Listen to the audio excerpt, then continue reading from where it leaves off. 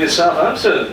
I'm going to cotch you just for a little while, just because we advertise it as stand-up, don't mean we have to be literal. I'm pretty sorry to see Bristol Hockey League. They were really fucking up in the ante, weren't they? Fucking enjoyed that. Whole team of blokes and no birds with them. When Bristol advertised their hockey team saying they're coming into their own, they're really not fucking kidding.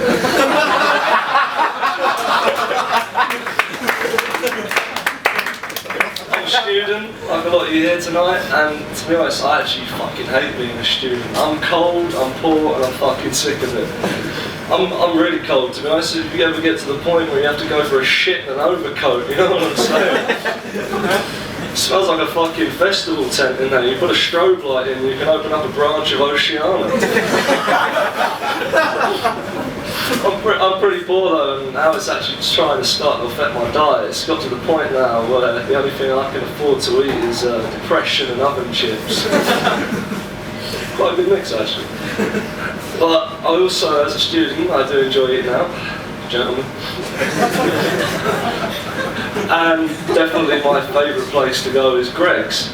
But like a lot of people who go to Greg's, I do suffer that internal debate. Which one of these donuts hasn't had the hole fucked into it? It's the first time my diet's starting to affect me in other ways now. It's got to the point where I haven't been for a dump in 4 days. I'm not kidding right now, I'm so full of shit my eyes are turning brown. No, I'm shitting it. I'm not actually, I can't. I'm going to get serious with you now for a minute, Southampton. I've got a real big thing on my mind at the moment, and it's wardrobes. It's not quite the Middle East, but we'll get there. I'm quite passionate about it, and in my opinion, I just believe we should just send them all back to IKEA. This has actually led many people to label me as a closet racist. As we've already established, and by the look of the now growing beard gut, I'm actually quite unhealthy. And my favourite vice is my smoking. And I fucking love smoking. But I always get the same retort, it's like, Josh, what do you smoke, man? That shit's gonna kill you. To which I always reply, yeah, so is getting hit by a bus. Lucky those fuckers, I don't drive a bus.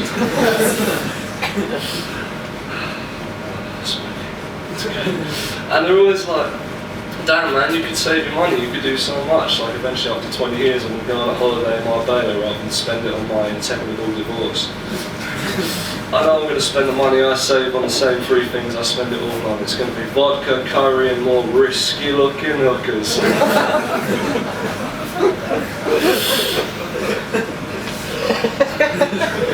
A lot of people tonight, you would have seen a lot of my esteemed colleagues, they like to come on stage and make fun of themselves, talk down about themselves.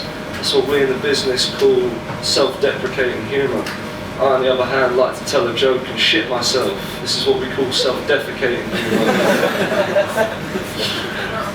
As you might not have guessed from the 50s comb over in my dad's jumper, I'm not actually that successful with the birds. I've had a lot of problems with ex-girlfriends. That's my favourite times when one of them actually tried to get a bit kinky with me. Out of nowhere, I was on manoeuvres. She leans over and gives me a slap. Obviously, I'm quite shocked, so would you, but you're all in the room. I look at her and I was like, what the fuck did you do that for? She turned around and she thought it'd turn you on. Apparently on the television from the late 60s. I'm actually pretty fucking bad at breaking up with women as well. I'm going to give you all a little bit of advice now. Don't be in the fucking room with her. That's what instant messaging was for, you brats. I remember a time when I broke up with a girl and she ended up bawling her eyes out. Turned out the baby was hers. It got so far. We'll let that fucker sink in for a minute.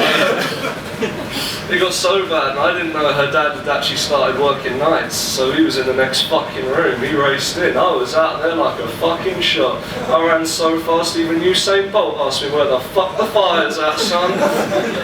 I ended up running so fast, I travelled back through time, I had to break up with that bitch again. My life's a nightmare.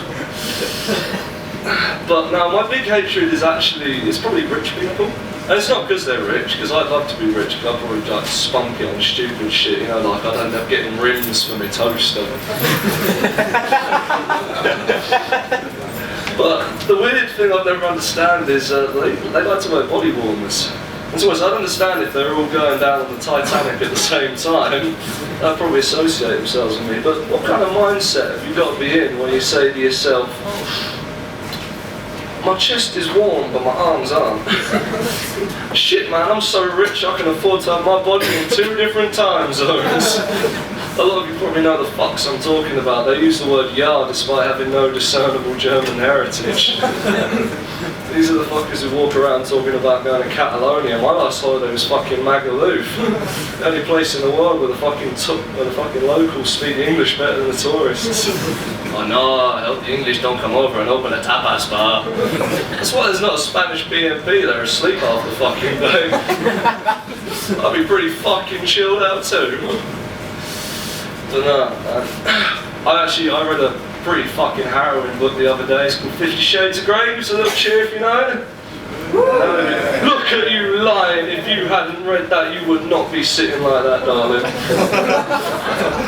Fuck you. But no, man. Shit, well, that's me out of shape tonight.